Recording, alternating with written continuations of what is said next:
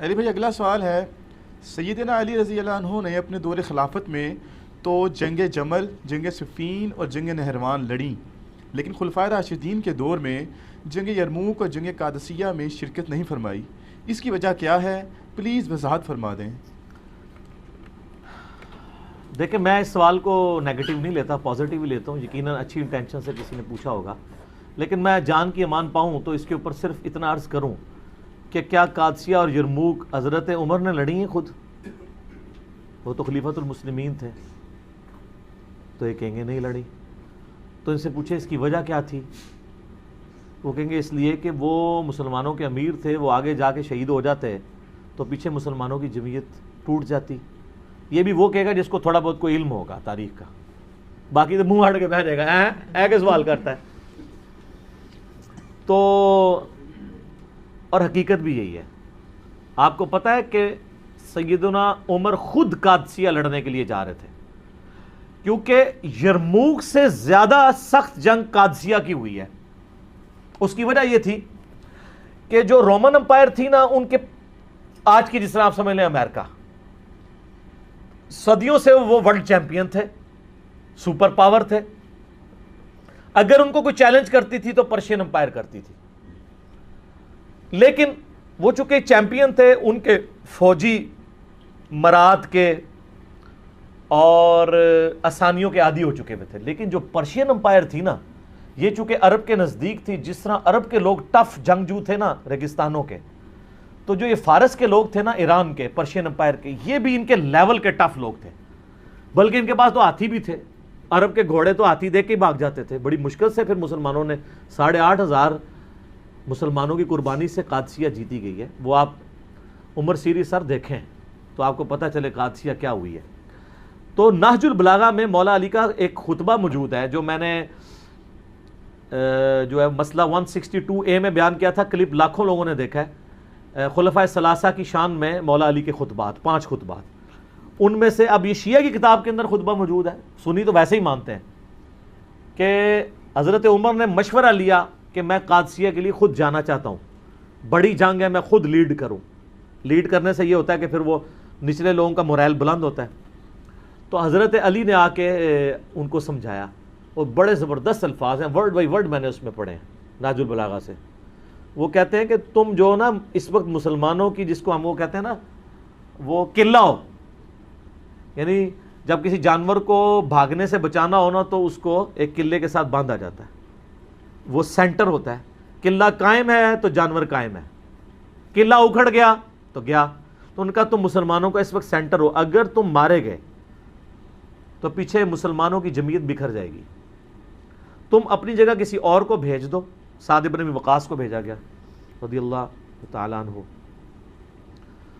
خدا نہ خواستہ ہم نے شکست کھائی اس جنگ قادسیہ میں تو ہم پیچھے سے اور کمک روانہ کر دیں گے عرب کے لوگوں کو جمع کر کے، تو پھر ایک اور مارکا لڑ لیں گے۔ کم از کم تم پیچھے ہوگے تو لوگوں کو جمع تو کر سکو گے، ورنہ مسلمانوں کو تو پہلی فکر یہ پڑ جائے گی خلیفہ ہی مارا گیا ہے۔ جیسا کہ غزوہ احد میں نبی علیہ السلام کی شہادت کی خبر مشہور ہوئی تھی تو صحابہ میں بھگدڑ مچ گئی تھی، تو حضرت عمر نے مشورہ قبول کیا، تو سیدنا عمر نہیں گئے۔ سیدنا عمر کی ایک عادت تھی کہ وہ جتنے سینئر صحابہ ہیں نا، ان کو تھنک ٹینک کے طور پہ اپنے ساتھ رکھتے تھے۔ اس لیے آپ دیکھیں سعد ابن ابی وقاص نے جیسے ہی فتح کیا نا پرشیا، انہوں نے واپس بلا لیا ان کو کہ تمہارا مدینے میں ہونا ضروری ہے۔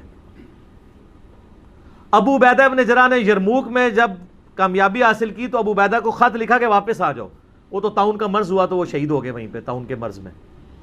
تو سیدنا عمر جتنے سینئر اصحاب تھے نا، ان کو اپنے ساتھ مدینے میں رکھتے تھے تھنک ٹینک کے طور پہ کہ ان کے مشوروں سے چلنا ہے۔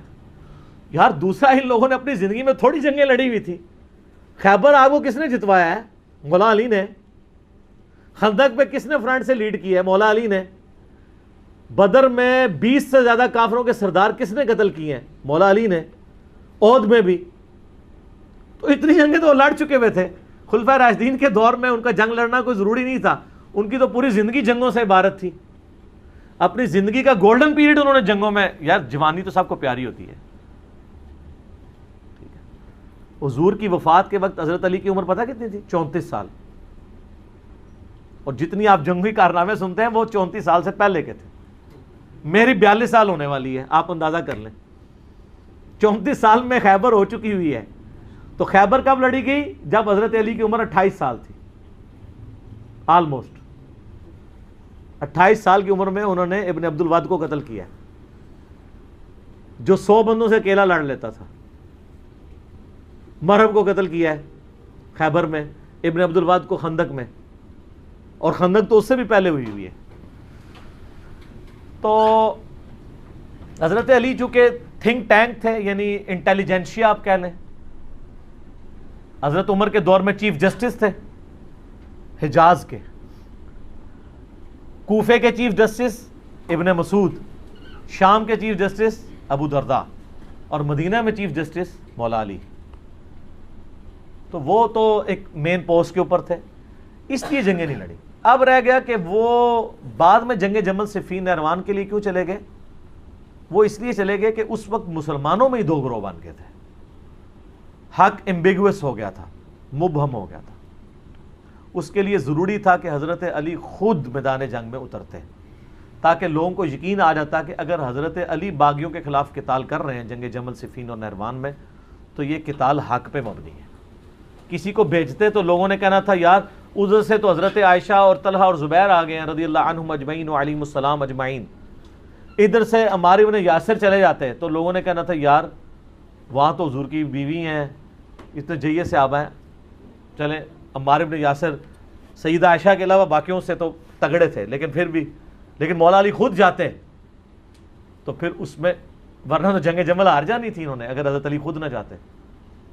عبداللہ ابن السلام ویسے گھوڑے کے آگے آگے کھڑے ہو گئے تھے, کہا تھا امیر المومنین آپ کو مدینہ نہیں چھوڑنا چاہیے, مجھے خطرہ ہے آپ مدینے سے نکل گئے پھر قیامت تک دارالخلافہ مسلمانوں کا مدینہ نہیں بنے گا. حضرت علی کو بھی اس بات کی, لیکن انہوں نے کہا کہ بات یہ ہے کہ اگر میں نہیں جاؤں گا تو یہ جو فتنہ ہے یہ اس سے بڑا فتنہ ہے جس کو دبانا ضروری ہے. تو پھر سیدنا علی وہ کہتے ہیں جی کوفے دارالخلافہ شفٹ کر دیا تھا. آپ مدینے میں رہنے دیتے تو مدینے میں رہتے نا. قصاص عثمان کے لیے آپ مجھے پاکستان میں بتائیں, یہاں پہ بھی دھرنا دینے والوں کو اتنی تمیز ہے کہ دھرنا کدھر دیتے ہیں؟ پشاور میں دیتے ہیں, کراچی میں, اسلام آباد میں. کیوں؟ کیپٹل سٹی ہے. تو خلفائے راشدین کے دور میں کیپٹل سٹی کون سا تھا؟ مدینہ. لیکن دھرنا دینے والے بصرہ اور کوفہ پہنچ گئے, 1000 کلومیٹر دور, کہ ہم خود بدلہ لیں گے, قانون کو ہاتھ میں لیں گے. تو پھر حضرت علی کی مجبوری تھی کہ آپ بھی ادھر چلے جاتے. پھر کوفہ ایک فوجی چھاونی تھی جہاں سے سب کو کنٹرول کیا جا سکتا تھا, رومن امپائر کو بھی جو گر چکی تھی اور پرشین کو بھی, وہ سینٹر میں. اس لیے حضرت عمر نے اپنے دور میں سے فوجی چھاونی ڈکلیئر کیا تھا. بہرحال پھر حضرت علی کے جانے کی وجہ سے یہ معاملات سیدھے ہوئے, تو ان کی مجبوری تھی جانا, ورنہ لوگوں کے لیے معاملات ایمبیگوس ہو جانے تھے. آج تک نہیں لوگوں کو سمجھ آ رہی. تو اس زمانے میں جنہوں نے لڑنا تھا انہوں نے کیا لڑنا تھا؟ صحیح بخاری میں موجود ہے نا, حضرت عمار ابن یاسر کو مولا علی نے بھیجا. بخاری کے الفاظ ہیں, وہ ممبر کی نچلی سیڑھی پہ بیٹھے اور حسن ابن علی کو اوپر والی سیڑھی پہ رکھا تاکہ سب لوگ دیکھ لیں جنتی نوجوانوں کا سردار بیٹھا ہوا ہے, مولا علی کا بچہ.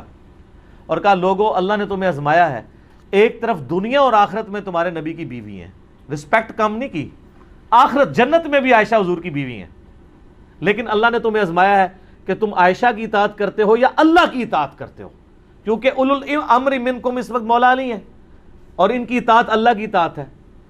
اطیعوا اللہ واطیعوا الرسول واولی الامر منکم. تو جب یہ سینیریو اس وقت مولا علی کی مجبوری تھی وہاں سے نکلنا. اور آپ دیکھیں انہوں نے بعد میں پھر کوئی ان کے ساتھ زیادتی بھی نہیں کی. جمل میں جو دوسری طرف سے مرے ان کے جنازے بھی پڑھائے ہیں, ان کی عورتوں کو لونڈیاں نہیں بنایا, خود سیدہ عائشہ کو عزت اور احترام کے ساتھ وہاں سے رخصت کیا. ٹھیک ہے, تو یہ کہنا کہ حضرت علی نے جنگیں نہیں لڑی ہیں, حضرت علی نے تو آپ کو سپر پاور بنوایا ہے. ٹھیک ہے, اس کے بعد بھی سب کچھ بنا کے آپ کے حوالے کیا ہے, تو آرٹیکل پھر بھی نہیں سامنے آ گیا. اور جب برا وقت آیا پھر بھی حضرت علی کے گھاٹے فٹ ہوا ہے, اور الٹیمیٹلی ان کو بھی شہید کر دیا گیا. میں اس سوال کے جواب کے اینڈ پہ وہ حدیث بیان کروں گا جو المستدرک للحاکم میں موجود ہے. سنن نسائی الکبریٰ کے اندر موجود ہے، میں نے اپنے ریسرچ پیپر میں بھی ڈالی ہے کربلا والے، کہ نبی صلی اللہ علیہ وآلہ وسلم نے فرمایا اے علی تیری مثال میری امت میں قوم سمود کی اونٹنی کی سی ہے، جس طرح قوم سمود نے صالح علیہ السلام کی اونٹنی کو قتل کیا تھا تو اللہ کا عذاب آ گیا تھا، اگلے زمانوں میں سب سے بڑا بدبخت وہ تھا جس نے اونٹنی کو قتل کیا، اور میری امت کا سب سے بڑا بدبخت وہ ہوگا جو اے علی تجھے قتل کرے گا اور تیری داڑھی کو تیرے سر کے خون سے رنگ دے گا۔ استغفر اللہ واتوب الیہ۔ تو مولا علی کی شہادت کے بعد جس طرح قوم سمود کی اونٹنی مری تھی تو قوم سمود پہ عذاب آیا تھا، حضرت علی کی شہادت کے بعد بھی امت پہ عذاب آیا کہ آج تک دوبارہ اسلامی نظام قائم ہی نہیں ہو سکا۔ آج آپ جتنی حکمرانوں کو گالیاں نکالتے ہیں اور آپ جناب 1400 سال سے دعا مانگ رہے ہیں اللہ عمر جیسا حکمران نصیب فرما، تھوڑی دعاؤں ہوں تک نہیں قبول ہو رہی ہیں، اسے کام ہی بڑا بڑا پایا ہے، بہت بڑا جرم آپ نے کیا ہوا ہے۔ تو لیکن اب آپ دیکھیں تبدیلی آ رہی ہے، اب لوگوں کو یہ پتہ لگنا شروع ہو گیا کہ واقعی یار کام ڈالا ہے، اور یہ تبدیلی اسی دور میں کیوں آئی ہے، پہلے تو یہ نہیں تھی۔ اب یعنی بچہ جو ہے وہ جمل صفین نہروان ڈسکس کر رہا ہے، ہمارے تو ابوں کے علماء کو بھی نہیں تھی پتہ۔ کیوں؟ اسلام کی دہشت ثانیہ کے لیے ضروری ہے کہ امام مہدی کے آنے سے پہلے لوگوں کو جمل صفین نہروان سمجھ آئے اور اہل بیت کا مقام سمجھو، ورنہ جب آ کے حضرت امام مہدی کے یوٹیوب پہ ویڈیوز چڑھنی ہے کہ علی حق پہ ہے تو انہوں نے کہنا یہ شیعہ ہے، تو کہاں سے ان کی بیعت کرنی ہے؟ ان سے پہلے ہی کام ختم ہو چکا ہوگا ہماری ویڈیوز کی برکت سے، یا جدھر ہوگا۔ آپ عرب میں چلے جائیں، عدنان ابراہیم ہے، سنی ہے، اکیلے بندے نے تل پٹ کر کے رکھ دی ہر چیز، صحیح فصیح اللسان عربی زبان میں ان کی ویڈیوز رکھی ہیں، انگلش سب ٹائٹل میں آپ کو ملیں گی، حالانکہ ٹائی لگاتا ہے وہ بندہ۔ فلسطین کے پناہ گزین کیمپوں میں اس کی پرورش ہوئی ہوئی ہے، دنیاوی طور پہ بھی وہ پی ایچ ڈی ہے، اور آپ ذرا خلافت و ملوکیت کے اوپر، وہ تو مودودی صاحب کی کتابوں کو کوٹ کرتا ہے، الخلافہ والملک، آپ پتہ عربی میں ترجمہ ہوا ہے خلافت و ملوکیت کا، الخلافہ والملک کے نام سے۔ تو ہر جگہ آواز اٹھی ہوئی ہے پوری دنیا کے اندر، اور آپ دیکھیں یہ وہ آواز تھی جسے صدیوں تک حکمرانوں نے دبایا ہے، پھر بھی اٹھ گئی ہے، اور جس کے اوپر اربوں ریال لگ رہے ہیں، اینڈ رزلٹ زیرو ہے، نیگیٹو ہے، بلکہ زیرو نہیں ہے، نیگیٹو ہے۔ جب بھی وہ پاک چھوڑتے ہیں تو ادھر سے ہم اس کو پکڑ لیتے ہیں۔ ٹھیک ہو گیا جی؟ اور میں اپنی طرف سے بات نہیں کر رہا، میں نے یہ کربلا والے ریسرچ پیپر میں یہ ساری حدیثیں ڈالی ہیں، یہ میں ذرا اس کا تعارف بھی کرا دوں میرے بھائیو۔ یہ میں نے ایک ریسرچ پیپر لکھا ہے، واقعہ کربلا کا حقیقی پس منظر، 72 صحیح الاسناد احادیث کی روشنی میں۔ 72 کا ٹائٹل تو شہدائے کربلا کی نسبت سے ہے، احادیث اس میں 200 سے زیادہ ہیں، جس میں میں خلفائے راشدین سے شروع ہوں، سیدنا عمر کی شہادت سے شہادت حسین تک۔ حقیقی خلفائے راشدین کون ہیں؟ شہادت عثمان کے اصلی اسباب، جنگ جمل، صفین نہروان، حضرت معاویہ کا دور ملوکیت، صلح حسن، اس کے بعد یزید کی ولی عہدی، اور الٹیمیٹلی حضرت حسین ابن علی کی مظلومانہ شہادت رضی اللہ عنہما و علیہم السلام۔